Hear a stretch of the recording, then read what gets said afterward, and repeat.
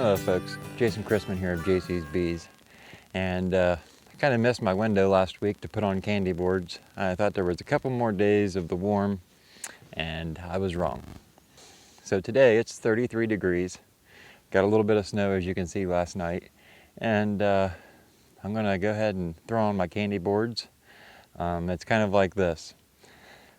I can wait for a warm day to come along and risk the bees that are on the border of running out of food starving, or I can crack the hive on this 33-degree day and throw them in there real quick.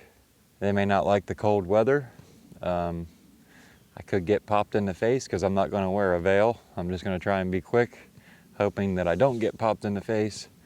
But you know, that's kind of my options. Let them maybe starve, wait for a warm day, or go ahead and get stung and give them a little bit of cold air now. So I got to weigh my options, and I don't want them to die. So we're going to take the option of feeding today. Make the best out of it. When life gives you lemons, you make lemonade. Okay, the first thing I want to discuss here is last week I thought we were out of paper plates. So you've probably all seen my paper plate candy boards. If you haven't, I'll link it to the end of this video. But we were out of paper plates, so I tried to use coffee filters. Brown spots are from the rusty pan. The problem is, after they all dried out, the moisture wicked through the coffee filter and pretty much made all of my little patties all stick together. As you can see, I've broke a few of them apart, and that's what I'm just going to go ahead and do. I'm going to use this hammer, break them apart, throw a piece of newspaper on top of the frames, and then lay these chunks up there. I got to make the best of what I have here and learn from this experience. Coffee filters did not work. I'll stick to the plates from now on.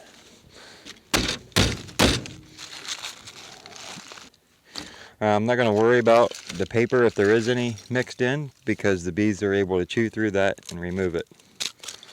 But any pieces I can remove, I'll go ahead and save them the hassle. I've really only got a couple hives over there that I'm worried about, and it's the single deeps.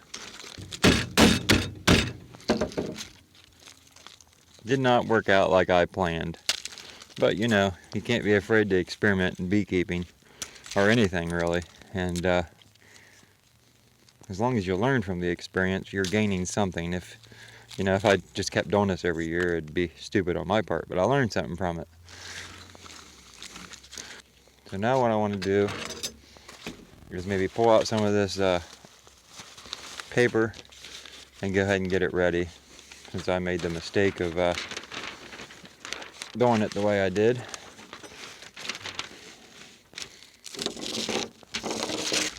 I ain't gotta be perfect. It's something to hold the sugar.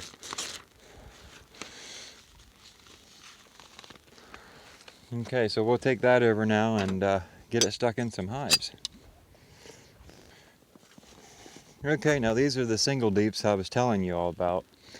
This is my first winter taking single deeps into winter, and so far they've been just fine. Last week these were all flying. Okay, I'll start with this one here.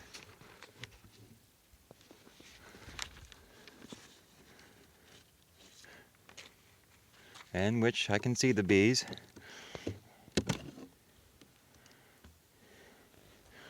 Not a real big cluster. They're right here. And I could probably almost get away without the newspaper, but I think what I'm going to do is cut a small slit, fold it open,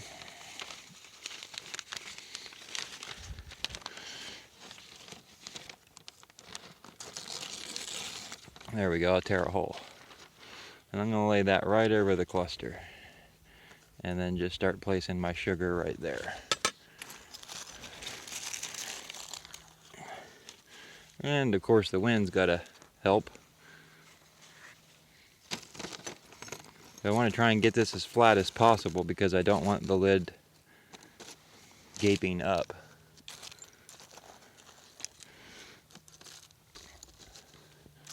You see the bees are starting to come out and check it out.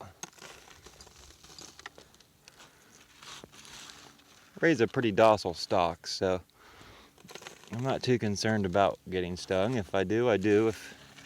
if it happens, but I'm not going to stress over it.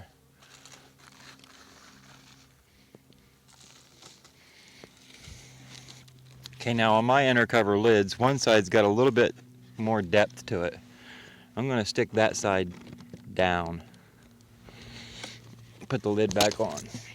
And check back in a month, couple weeks, and see how much of that's left.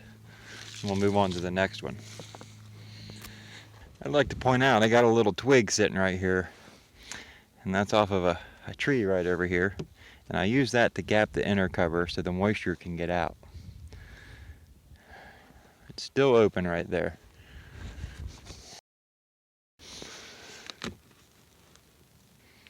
'46 has got a lot bigger cluster yet than 45. It's pretty much these and the nukes that are behind me that I'm worried about.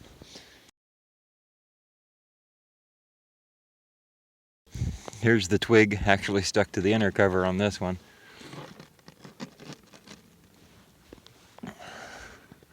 Okay, so we got those two done. Let's move back to the nukes now and see how they're doing. And I can see this frame still got plenty of food. This frame and this frame. So they've got 3 frames there of food yet. But I'm counting on these to be able to sell them. So I'm going to go ahead and top them off with some sugar.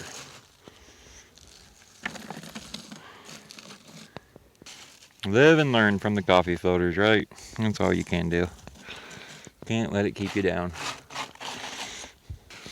Okay, I'm going to remove this paper. Put my plastic back on there.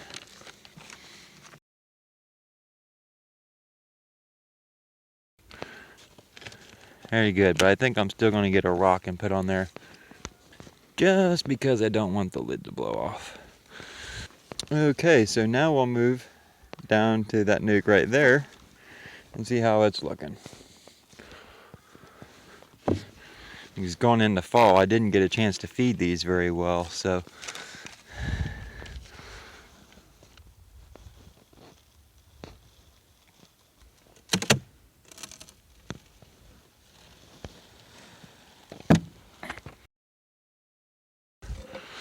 lost them.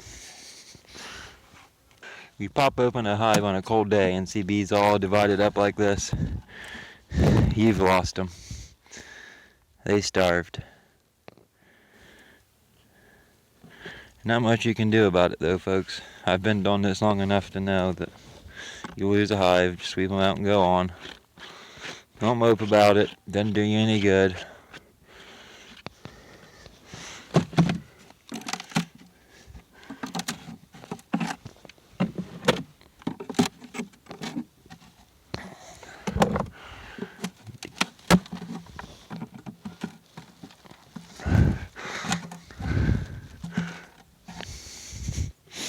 And right there's what I'm looking for.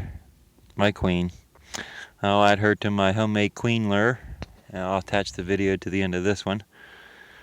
For some swarm lure. Set her right there for now.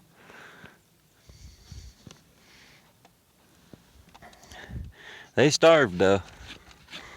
They ain't all spaced apart like that.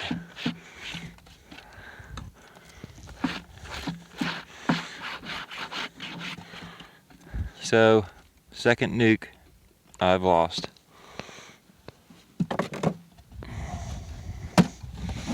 It wasn't super strong. Look at all them supersedure cells.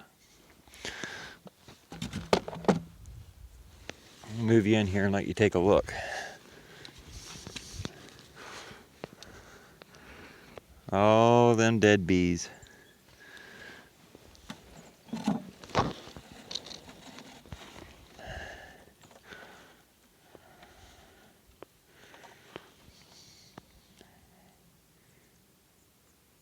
And they all died because I didn't have food in there in time. Just kind of puts it in perspective. And I did kind of fail them. But like I said, you got to keep moving, folks. You can't sit still and dwindle on what you lost. Learn from the experience. figure out what you did wrong, figure out why they died, keep on marching forward. Okay, so I'll throw all these frames back in here, dump out these dead bees.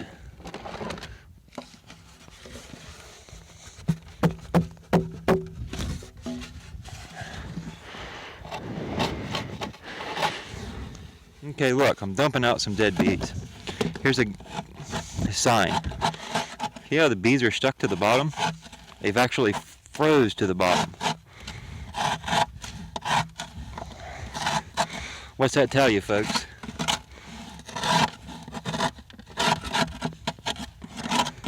Well, I'll tell you what it tells me. A bee ain't gonna freeze to the bottom unless there was moisture, a condensation problem inside the hive. So I had two issues. Didn't have any food.